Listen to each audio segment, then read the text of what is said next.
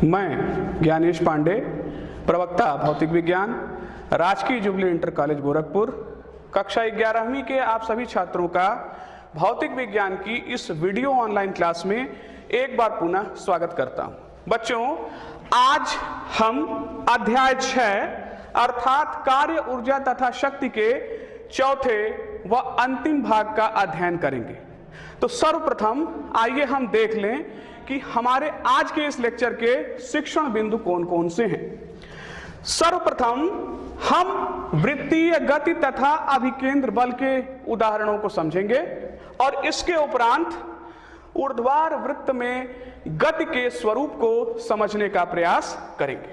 प्यारे बच्चों, आपको स्मरण होगा कि पिछले लेक्चर में मैंने शक्ति तथा संघट्ट की परिभाषा दिया था और इसके साथ साथ हमने ऊर्जा के विभिन्न रूपों तथा ऊर्जा संरक्षण सिद्धांत को समझने का प्रयास किया था। उसी कड़ी में आज हम सर्वप्रथम समझने का प्रयास करेंगे कि वृत्तीय गति तथा अभिकेंद्र बल के उदाहरण कौन कौन से हैं।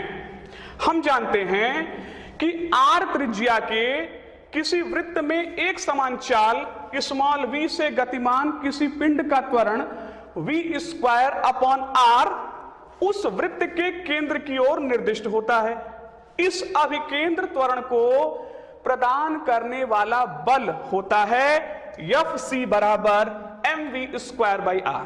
इस सूत्र को हमने न्यूटन के गति विषयक द्वितीय नियम के आधार पर लिखा है, जो ये कहता है कि बल बराबर होता है द्रव्यमान गुणे त्वरण। तो Fc अर्थात अभिकेंद्र बल बराबर हो गया द्रव्यमान गुणे अभिकेंद्र त्वरण के, और इसका मान मिला Fc = mv²/r के। यहां यम पिंड का द्रव्यमान है। केंद्र की ओर निर्दिष्ट इस बल को अभिकेंद्र बल कहते हैं।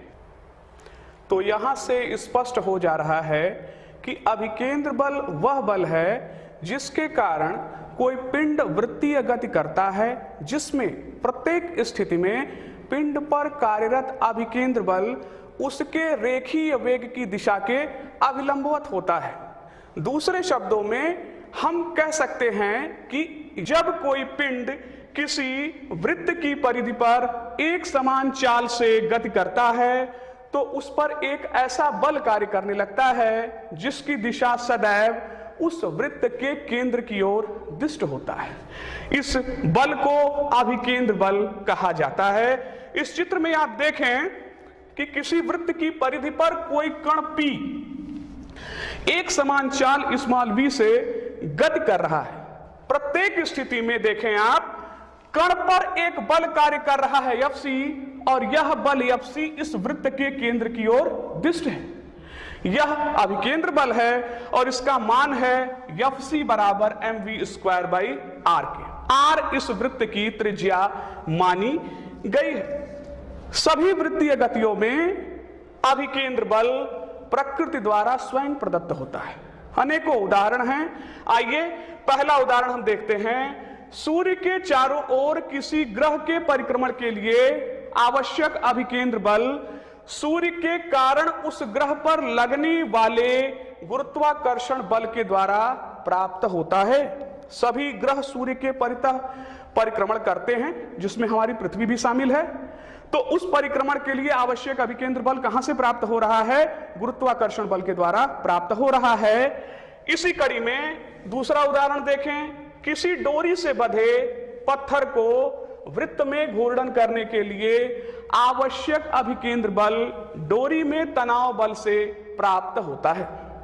पुनः देखें, परमाणुवीय संरचना के बारे में आप जानते होंगे कि परमाणुवीय संरचना में इलेक्ट्रॉन को नाभिक के चारों ओर परिक्रमण करने के लिए आवश्यक अभिकेंद्र बल नाभिक तथा इलेक्ट्रॉन के बीच लगने वाले वैद्युत बल के द्वारा प्राप्त होता है। चौथा उदाहरण देखें। समतल सड़क पर कार की गति। किसी क्षैतिज सड़क पर कार को वृत्तीय मोड़ लेने के लिए आवश्यक अभिकेंद्र बल घर्षण बल के द्वारा प्राप्त होता है। इस चित्र में आप ध्यान से इस उदाहरण को देखिए। यह एक समतल सड़क है और कोई कार इस समतल सड़क पर वृत्तीय मोड़ ले रहा है। मोड़ का केंद्र O है और मोड़ की त्रिज्या R है और अभिकेंद्र त्वरण A वृत्त के केंद्र की ओर कार्य कर रहा है तथा कार एक समान चाल स्मॉल v से गति कर रहा है। चित्र में आप देखें, कार पर 3 बल आरोपित हो रहे हैं। पहला, कार का भार mg जो ऊर्ध्वाधर नीचे की ओर दिष्ट है। सड़क द्वारा कार पर लगाया गया प्रतिक्रिया बल N जो ऊर्ध्वाधर ऊपर की ओर दिष्ट है और घर्षण बल स्मॉल f, क्योंकि यहां ऊर्ध्वाधर दिशा में कोई त्वरण नहीं है अतः N माइनस mg बराबर 0 होगा और इसे हम कुछ इस प्रकार से लिख सकते हैं कि N बराबर हो गया mg की। ध्यान दीजिएगा, यहां स्थैतिक घर्षण ही अभिकेंद्र बल प्रदान करता है अतः F बराबर हो गया mv स्क्वायर अपॉन r के। अब यदि स्थैतिक घर्षण गुणांक μs है तो हम जानते हैं कि F का मान μs n के बराबर होगा या उससे कम ही होगा। तो इस प्रकार से आप लिख सकते हैं mv स्क्वायर बाई r ये लेस देन और इक्वल टू होगा किसके, μs n के। या यहां पर n का यदि हम मान mg रख देते हैं तो समीकरण हो जाएगा mv square by r less than और इक्वल टू μs mg के। m से m कैंसिल आउट हो जाएगा और जब आप इसे सॉल्व करेंगे तो हमें मिला v स्क्वायर लेस देन और इक्वल टू μs rg के। यहां पर आप देखें, आप इस प्रकार से लिख सकते हैं अथवा v less than equal to under root μs rg के मिला, अर्थात v का मान या तो अंडर रूट μs rg के कम होगा अथवा इसके बराबर होगा। तो इस आधार पर हम लिख सकते हैं कि v का अधिकतम मान कितना हो सकता है, v अधिकतम बराबर अंडर रूट μs rg के बराबर ये मिल सकता है। इस सूत्र में कहीं भी हमें द्रव्यमान नहीं दिखाई दे रहा है तो स्पष्ट हो जा रहा है कि समतल सड़क पर मुड़ते समय कार का जो अधिकतम चाल है वह μs और r पर निर्भर कर रहा है। आइए अब हम देखते हैं कि यदि सड़क ढालू है तो उस ढालू सड़क पर कार की गति का क्या स्वरूप होगा।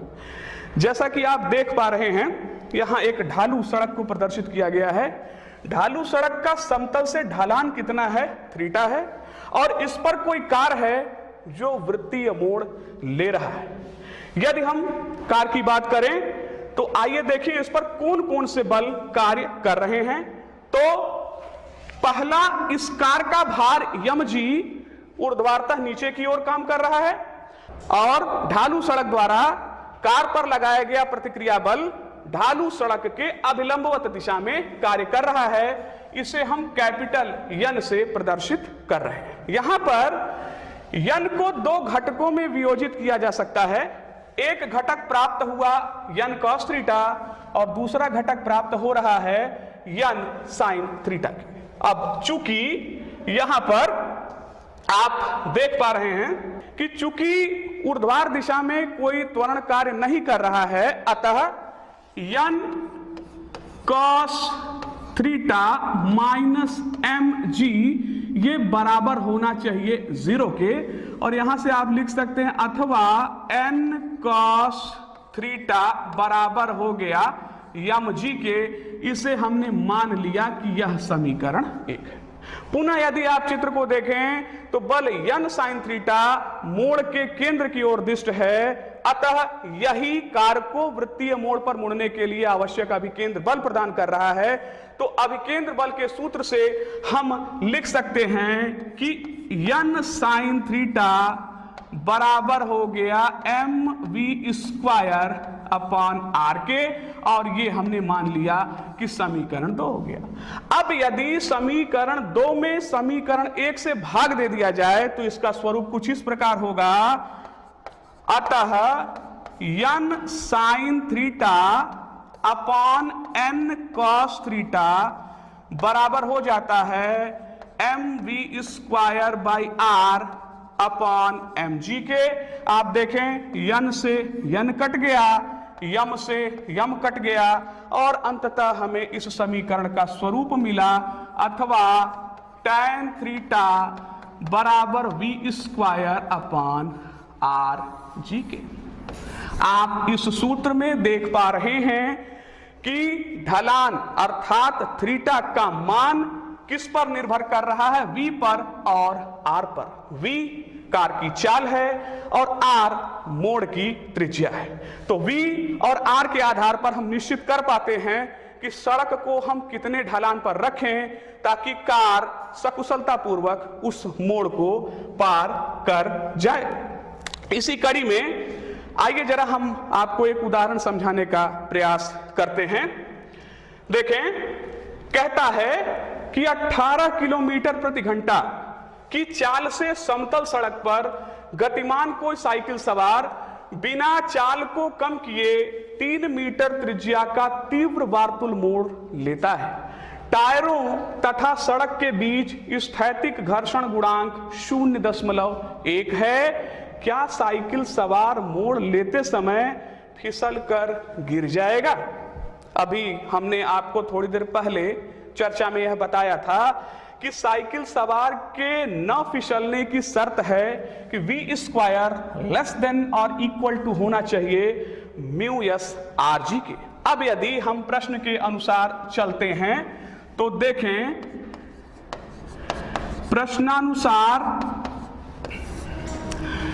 प्रश्नानुसार म्यू यस का मान दिया है 0.1, आर का मान दिया है 3 मीटर और हम जानते हैं कि पृथ्वी तल पर गुरुत्वीय त्वरण का मान होता है 9.8 मीटर प्रति सेकंड स्क्वायर। तो इस आधार पर हमें मिला, अतः म्यू एस आर जी बराबर हो गया 0.1 इंटू 3 इंटू 9.8। आप हल करेंगे तो ये मान मिलेगा 2.94 मीटर स्क्वायर प्रति सेकंड स्क्वायर। अब यहीं पर आप देख लें, पुनः v का मान दिया है 18 किलोमीटर प्रति घंटा। यदि हम इसे मीटर प्रति सेकंड में बदलते हैं तो यह मान प्राप्त होगा 5 मीटर प्रति सेकंड के। यदि हम इसका वर्ग कर दें तो हमें प्राप्त होगा v स्क्वायर बराबर 25 मीटर स्क्वायर प्रति सेकंड स्क्वायर के। अब आप देख रहे हैं कि यहां पर ये जो शर्त लगाई गई थी v स्क्वायर लेस देन और equal to mu S R G के, इस शर्त का पालन नहीं हो रहा है क्योंकि म्यू एस आर जी का मान v स्क्वायर से कम प्राप्त हो रहा है। अतः साइकिल सवार तीव्र वार्तुल मोड़ पर फिसल जाएगा। आइए अब जरा सा हम परिचर्चा करेंगे कि ऊर्ध्वाधर वृत्त में गति का क्या स्वरूप है। एक उदाहरण के माध्यम से हम इसे समझने का प्रयास कर रहे हैं। ध्यान से जरा देखें उस उदाहरण को। माना कि किसी स्मॉल यम द्रव्यमान के पिंड को कैपिटल यल लंबाई के डोरी से बांधकर ऊर्ध्वाधर वृत्त में चित्रानुसार घुमाया जाता है। तो ये फिगर आप देख पा रहे हैं। इस फिगर में आप जरा सा देखें, मान लीजिए कि यह कोई पिंड, यह कोई कण P है और यह कण P कैपिटल यल लंबाई के धागे में बंधा हुआ है और इसे ऊर्ध्वाधर वृत्त में घुमाया जा रहा है।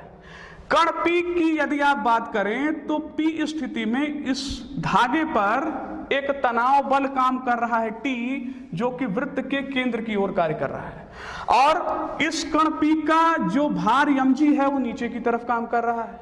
इसे हम दो घटकों में वियोजित कर सकते हैं। एक घटक हमें मिला mg cos थीटा और जो दूसरा घटक मिल रहा है वो mg sin थीटा के। आप देखें, वृत्त के कण पर वृत्त के केंद्र की ओर जो परिणामी बल कार्य कर रहा है वो T minus mg cos theta के है और यही बल कण को वृत्तीय गति करने के लिए आवश्यक अभिकेंद्र बल प्रदान करता है।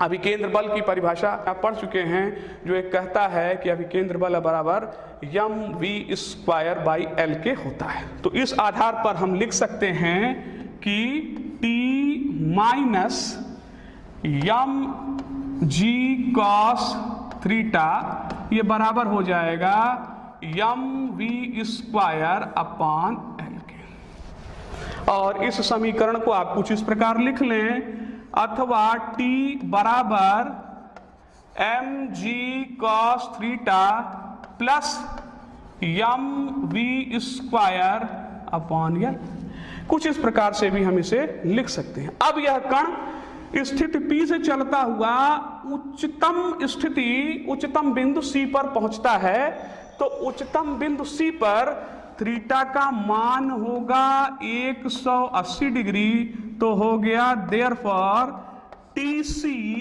बराबर M G cos 180 degree plus M V square by L.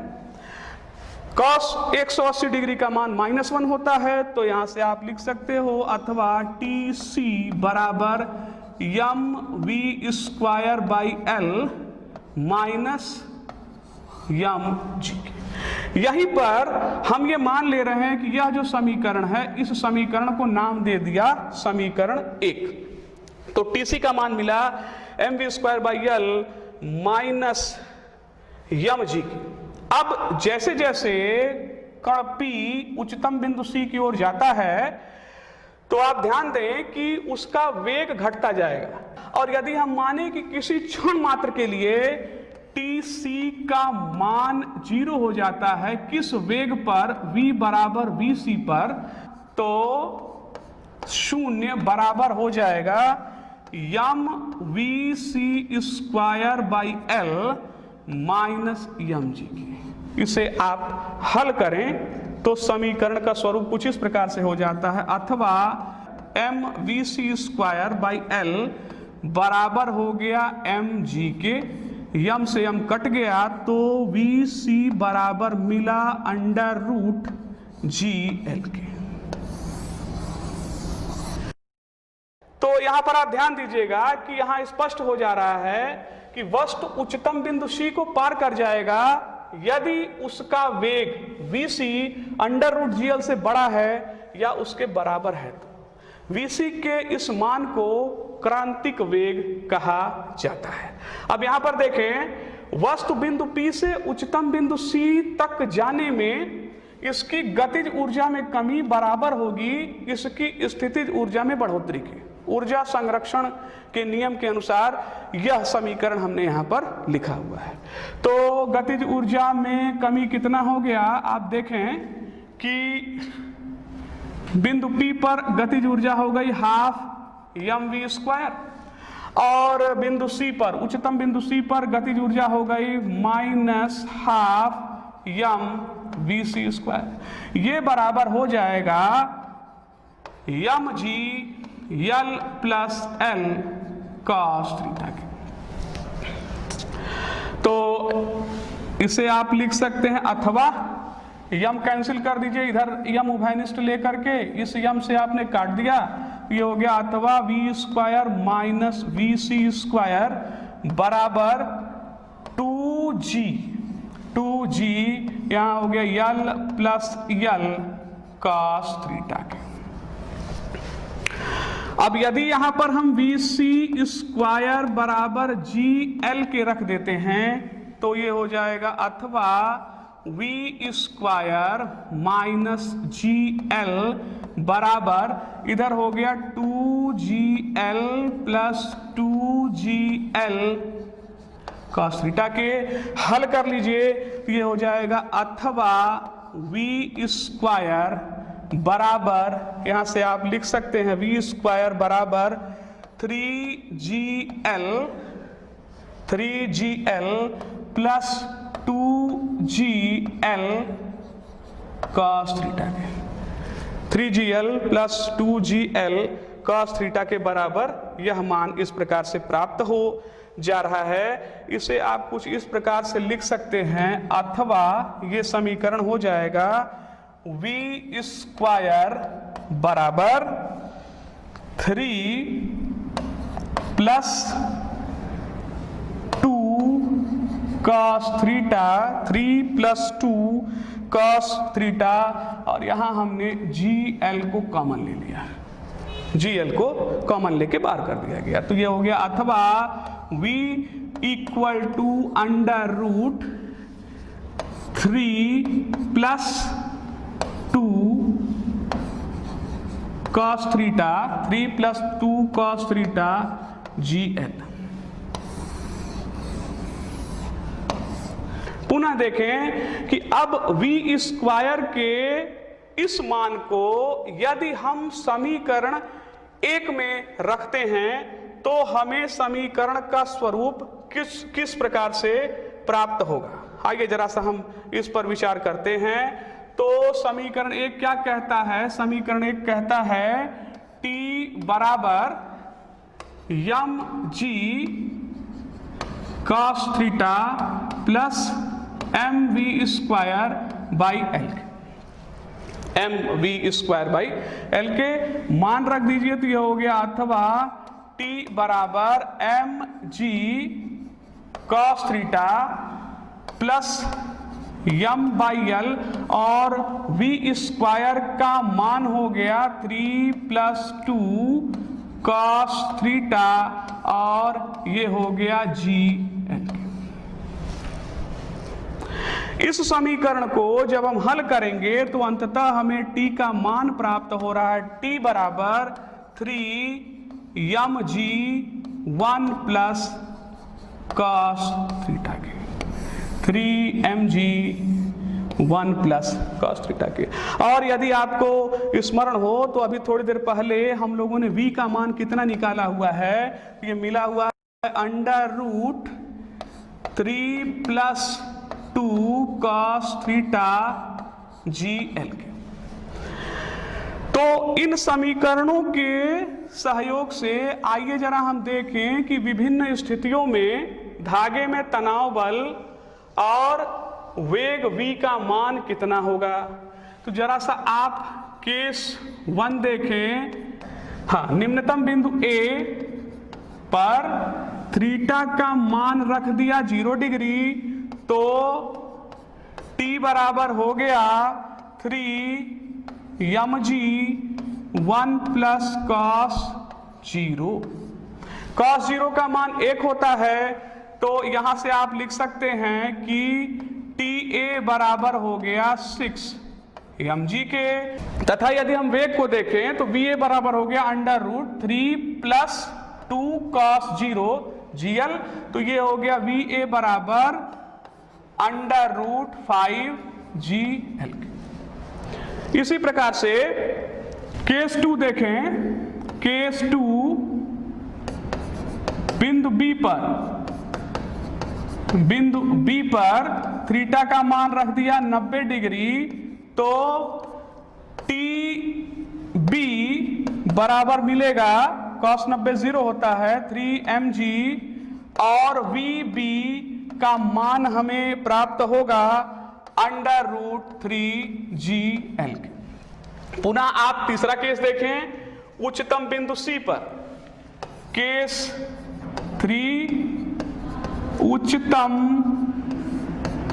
बिंदु C पर थीटा रख दीजिए 180 डिग्री। तो इस स्थिति में TC का मान मिलेगा 0 और VC का मान मिलेगा √GL। तो इस प्रकार से ऊर्ध्वाधर वृत्त में गति को परिभाषित कर दिया जाता है। बच्चों, यहाँ पर मैं आपको एक गृह कार्य देने जा रहा हूँ। मुझे पूरी आशा है कि इस गृह कार्य को आप करने का प्रयास करेंगे। किसी डोरी के एक सिरे से बंधा 0.25 किलोग्राम संहति का कोई पत्थर क्षैतिज तल में 1.5 मीटर त्रिज्या के वृत्त पर 40 रिवॉल्यूशन प्रति मिनट की चाल से चक्कर लगाता है। आपको पता लगाना है कि डोरी में तनाव कितना है। यदि डोरी 200 न्यूटन के अधिकतम तनाव को सहन कर सकता है तो वह अधिकतम चाल ज्ञात कीजिए जिससे पत्थर को घुमाया जा सकता है। इस गृह कार्य को तो आप हल करने का प्रयास करेंगे ही, साथ साथ इस चैप्टर में और भी जितने आंकिक प्रश्न दिए हुए हैं, मुझे पूरा विश्वास है कि आप तन्मयता के साथ उन्हें हल करने का प्रयास करेंगे। बच्चों, इस चैप्टर में हमने आपको कार्य ऊर्जा तथा शक्ति से संबंधित कई तथ्यों को समझाने का प्रयास किया हुआ है। आप ये जान लें कि भौतिक विज्ञान 3 भागों में बटा हुआ है, सैद्धांतिक, प्रायोगिक और आंकिक। आंकिक भाग को भी हम हल्के में नहीं ले सकते हैं, उसको भी हमें उतने ही महत्वपूर्ण रूप से हल करने की आवश्यकता होती है। और हम जब कोई कार्य करते हैं तो अगर हमारे पास योजना है तो हम उस कार्य को आसानी से कर ले जाते हैं। उस योजना की एक आवश्यक कड़ी होती है आपकी समय सारणी। तो जब भी आप पढ़ाई करें तो अपने समय सारणी के अनुसार ही पढ़ाई करें और साथ साथ आप विषय का नोट्स बनाने का जरूर प्रयास करें। मुझे पूरी आशा है कि उस पूरे चैप्टर का नोट्स भी आपने बना लिया होगा, जो कि आपके बोर्ड परीक्षा में अत्यंत उपयोगी साबित होगा। धन्यवाद।